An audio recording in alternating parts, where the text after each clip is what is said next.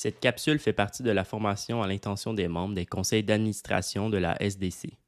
Elle vous renseignera sur les règles assurant le bon fonctionnement du conseil. À la suite de l'Assemblée générale du mois de mars, les membres du conseil d'administration de la SDC doivent d'abord élire un président ou une présidente, un vice-président ou une vice-présidente, un ou une secrétaire et un trésorier ou une trésorière dont le mandat est d'une année. Il appartient aux membres votants du conseil de choisir ces deux personnes. Ce choix peut se faire selon les règles de régie interne, par exemple à main levée, par vote secret, par nomination, etc. La personne qui assure la présidence ou la vice-présidence en son absence dirige les séances du début jusqu'à la fin et veille au bon fonctionnement du conseil. C'est à elle qu'il faut s'adresser lors des séances du conseil. Le président s'assure qu'il y a quorum, c'est-à-dire le nombre minimal de membres présents requis par les règlements de régie interne pour que la séance ait lieu. Ce nombre minimal est inscrit dans les règlements généraux de votre SDC. À chaque séance, des points d'information, de consultation ou de décision sont à l'ordre du jour. Lorsqu'une décision doit être prise, il y a généralement 5 étapes. Premièrement, une proposition qui doit recevoir l'appui d'au moins un membre.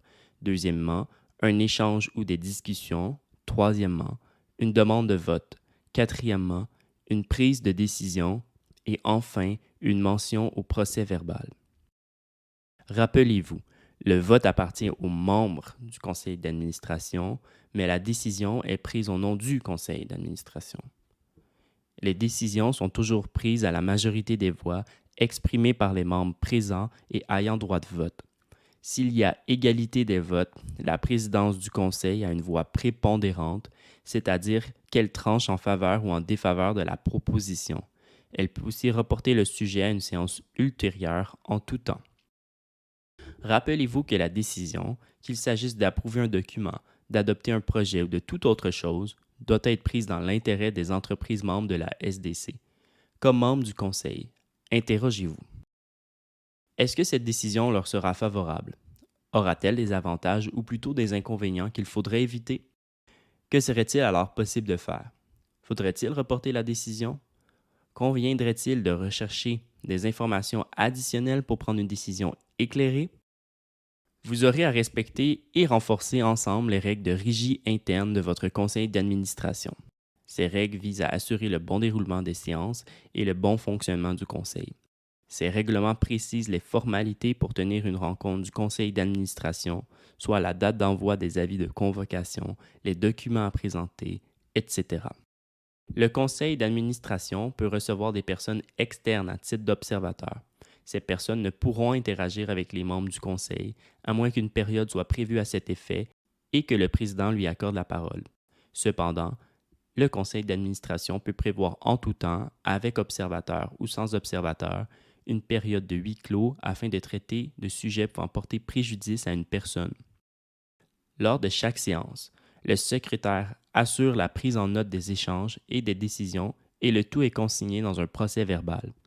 Les procès-verbaux des délibérations et les résolutions du conseil d'administration sont consignés dans un registre tenu à cette fin par la direction générale et le secrétaire de la SDC. Ce registre est privé. À titre de membre du CA, vous avez la responsabilité de déclarer en tout temps par écrit tout intérêt direct ou indirect dans une entreprise qui met en conflit votre intérêt personnel et celui de la SDC. Vous devez le dénoncer par écrit à la direction de la SDC et vous abstenir de voter sur toute question concernant cette entreprise et éviter d'influencer la décision s'y rapportant, vous retirer de la séance pour la durée des délibérations et du vote relatif à cette question. Pour que le conseil d'administration fonctionne bien, chaque membre doit porter une attention particulière aux conditions gagnantes suivantes. Investir de son temps. Croire à la structure du conseil en chacun des partenaires qu'il rassemble. Soigner ses communications. Respecter le droit de parole et les points de vue des autres membres. Agir avec éthique malgré les inévitables divergences d'opinion lors de discussions et de prises de décision.